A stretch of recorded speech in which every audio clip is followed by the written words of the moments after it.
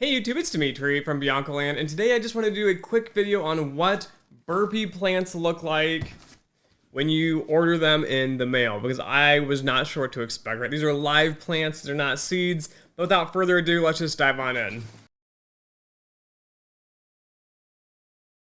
Okay, so you get 2 containers, because I've ordered 6 plants. And I will note they look a little different depending what you order. This is my second order here. These plants have nice little square, I guess, clusters of dirt with the plants here. I believe some of these are like oregano, for example. I don't recall what I ordered on the other ones, but they look like this. They come in a nice packing here. So there is a plastic container in these. Let's just open it up quickly. Oh, that smells great. So I have some oregano in here, for example.